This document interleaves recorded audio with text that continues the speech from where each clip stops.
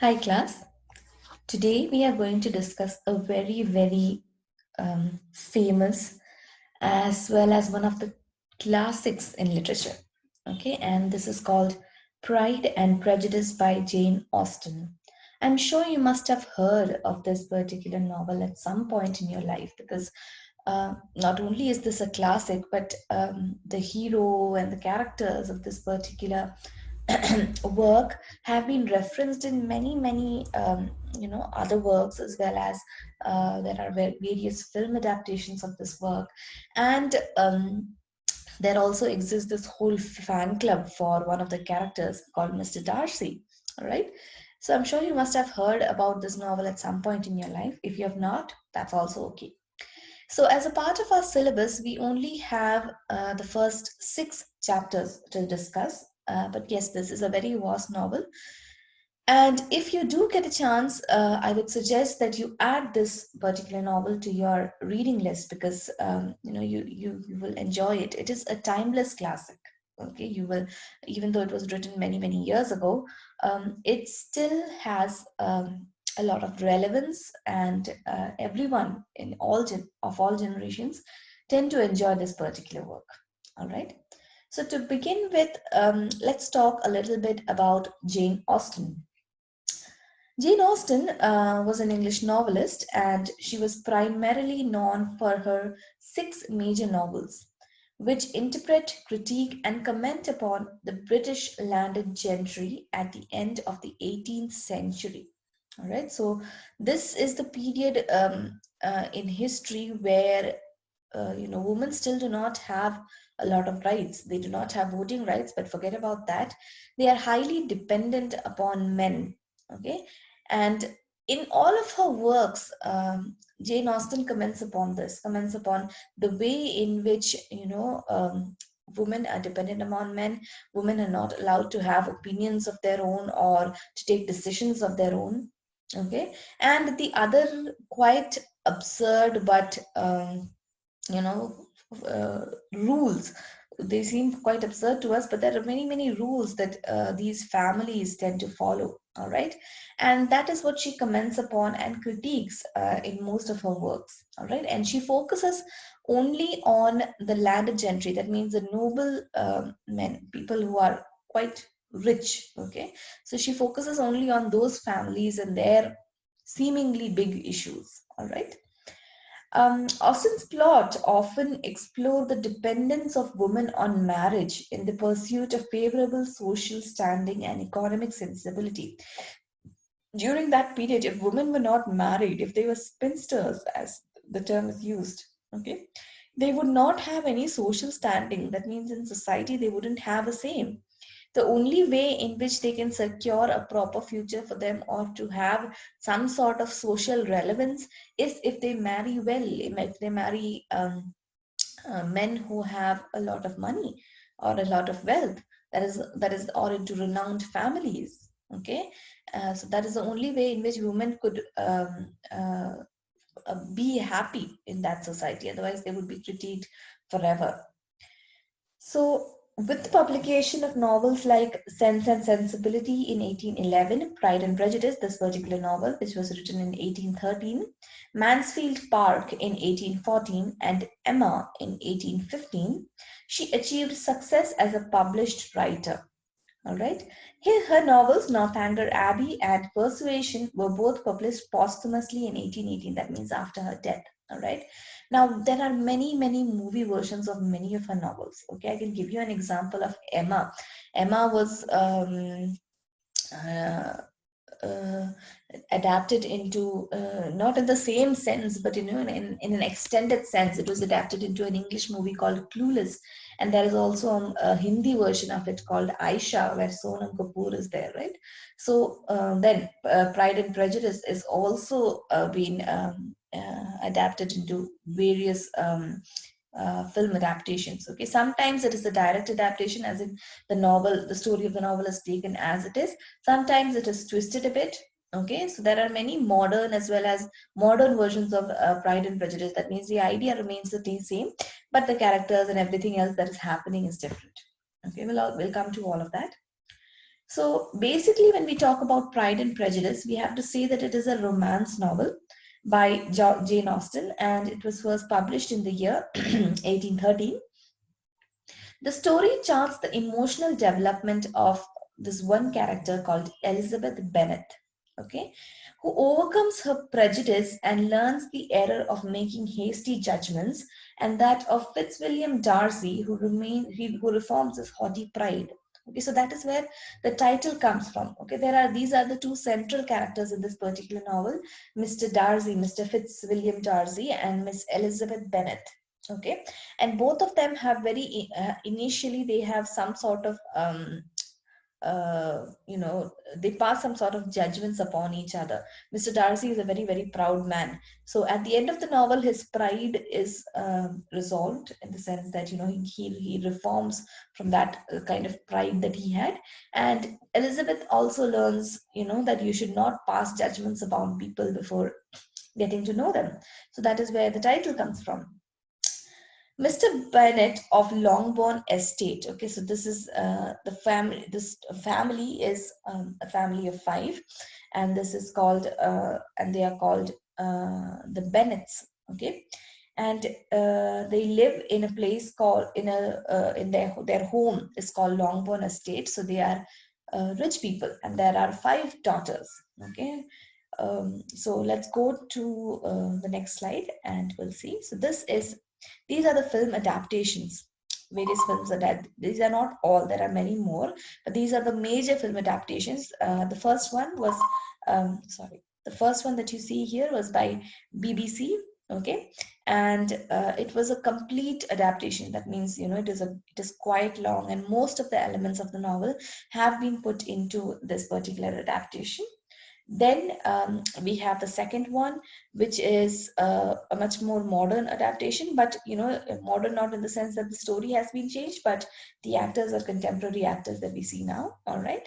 And the third one is an Indian version of this particular novel called Bride and Prejudice. You can see that the title has been changed, okay, but the story remains the same.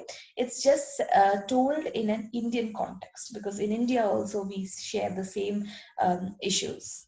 All right. So these are the few movie adaptations. So if you cannot read the novel as such, you can at least watch one of these movies.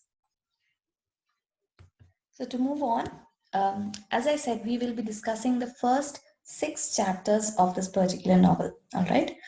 And this line that I've given first here, okay, it is a truth universally acknowledged that a single man in possession of a good fortune must be in want of a wife. All right. Now, this is a very famous line in literature that has been often repeated. And if you ask anyone, they would know that this line is, anyone in the literature field, they would know that this line is from Pride and Prejudice. That's how famous it is. All right. So, look at that line. Okay, so it is a truth universally acknowledged. That means throughout the universe, it is considered to be a universal truth. What is the meaning of a universal truth? That means something that is accepted worldwide without any questions, right? So truth is universally acknowledged. What is this truth? That a single man in possession of a good fortune, okay, the man who's unmarried but has a great amount of wealth, must be in want of a wife. That means he must be in search for a woman or to marry. All right. This is the same case in India also, right? Anytime an eligible bachelor shows up on the horizon, all the mothers believe that, oh, he must be in search of a wife, so I should get him married to someone or the other. So that is, but nowadays we have women also who are facing the same issues. Okay, but yes, this is the one very famous line, and this first sentence itself sets the tone for the entire novel, because this is what the novel is based on. That a man in possession of a good fortune must be in want of a wife. That's why all the mothers in that particular place are wanting to get their daughters married to these eligible men. All right. So the central characters, other than Elizabeth and Mr. Darcy, are the Bennett family. Okay, most of the action is centered around the Bennett family, and in Bennett family we have the Bennett family of Longbourn Estate. We have Mr. and Mrs. Bennett, who are the parents, and they have 5 children, okay, all are girls. There's Jane, Elizabeth, Mary, Kitty, and Lydia. All right. Jane is always described to be this very, very beautiful and loving, lady. Okay, she's always considered to be that. Elizabeth is more intellectual. She's not as beautiful as Jane, but she is beautiful. But nevertheless, she has a very sharp mind. Okay. Then there is Mary, who is a reader who reads a lot. Okay, and she is very cynical and critical because of all the knowledge that she has of reading. She is quite critical. Then there's Kitty, who is a good dancer, and there is this very famous sequence in the Hindi version or the Indian version, Bride and Prejudice, where this character who's playing Kitty does the snake dance. Okay, then there is Lydia. Lydia, who's very young, and just because she's the youngest one, but she's also the tallest one. She has all the uh, she has all the tendencies of being the youngest one, and she's quite insolent, to say the least. Okay, so to talk about their family, one thing that we have to remember is that Mr. Bennett has a property. Okay, the Longbourn estate is under his name, but this property is entailed in the sense that he has inherited this property from his father, but he cannot pass it on to his daughters. That was one of the rules that was there in England during that time, that women cannot uh, own property. All right, so it is entailed. Sometimes these clauses would be added into the properties to make sure that it is not passed on to women. So in the case of Mr. Bennett, he does not have any sons, he has only 5 daughters, so he doesn't know what to do. Right, he's his estate is entailed because he cannot pass this property down to any of his daughters. Okay, and that's why the only way in which his wife also does not have a fortune. Okay, Mrs. Bennett also does not have money kept aside. Sometimes, when with very rich families, women, when they are married, they are given some money by the family. Okay, like dowry. So അതാണ് അവരുടെ fortune എന്ന് പറയുന്നത്. But Mrs. Bennett does not have that also. And it is important, hence, that at least one of these daughters marries into a good family who is wealthy, so that they can support the rest of the sisters. Okay, അപ്പോൾ ഏതെങ്കിലും ഒരു മകളെങ്കിലും നല്ല വീട്ടിൽ കല്യാണം കഴിച്ചു പോയാൽ she will be able to support her sisters. So they want all of them to get married to wealthy families, but if that is not possible, at least one should get a suitable connection എന്നുള്ളതാണ് ഇവരുടെ main problem. All right, and then we have moving on to the novel as such. Okay, the novel, beginning with that very famous first line, goes on with Mrs. Bennet stating that they have a neighboring estate called Netherfield Park.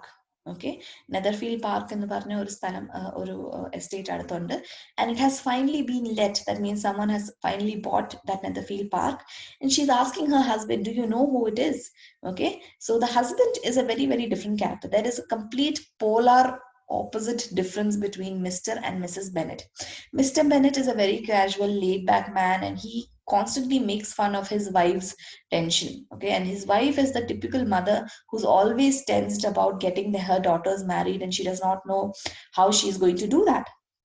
Okay, but she's always tensed about finding suitable connections and how her daughters should dress, should act, should behave to become more valuable in the marriage market, to say so. Okay, and Mr. Bennet is always making fun of her words.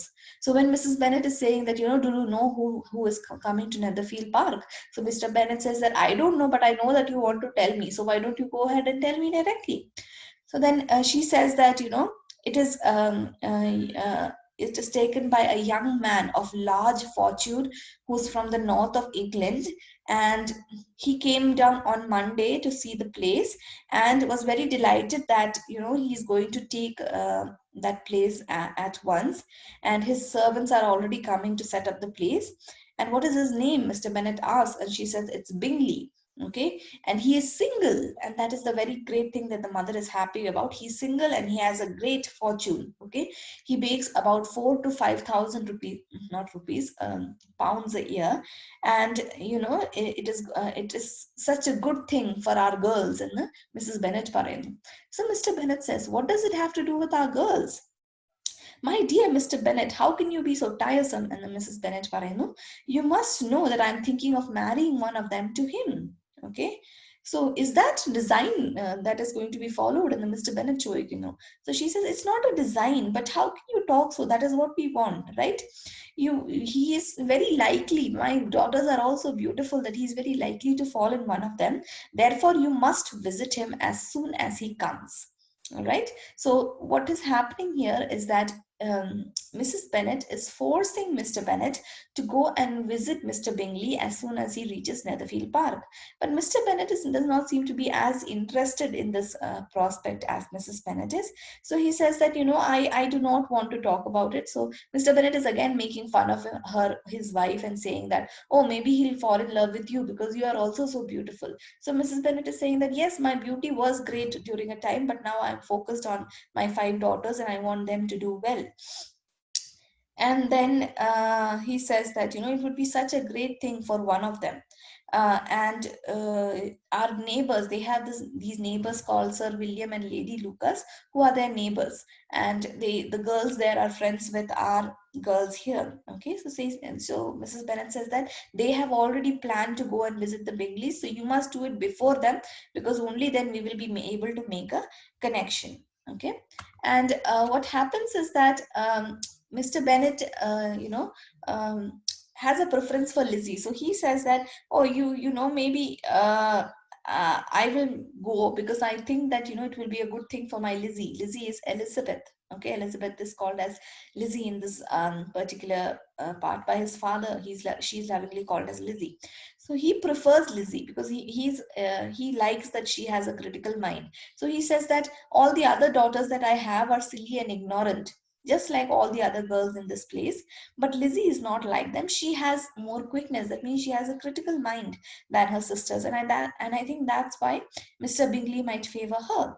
But Mrs. Bennet does not have any such favoritism. She says that Jane is beautiful. Lydia is also, even though she's young, she's also very great. So maybe he'll fall in love with one of them. All right. And the thing here is that unless Mr. Bennet goes and meets the Bingleys, the woman cannot approach them. Okay, so even though there is going to be a ball where they all will be gathering together, Mrs. Bennet cannot go and directly go and talk to Mr. Bingley unless her husband has already talked to him and they have been introduced properly. Okay, so that is another thing about England during that time. Women cannot approach strangers. Okay, they are supposed to be introduced prior to their by some male members of the family before they can themselves engage in any sort of conversation with them. Okay, so the whole business of Mrs. Bennet's life is to get her daughters married. That is the only thing that is constantly on her mind, and she's hoping that Mr. Bingley will marry one of her daughters, and then everything will be better for them. Okay, and so this in this chapter, the one thing that we can see is that the how women are dependent on men. Okay, so even though Mr. Bennet does not seem to be slightly interested in this part, Mrs. Bennet is the one who's interested, but she cannot go and approach them herself because of the conventions that England follows. Okay, so that is one thing that you have to notice here. And with that, we come to an end of chapter 1. We'll continue with chapter 2.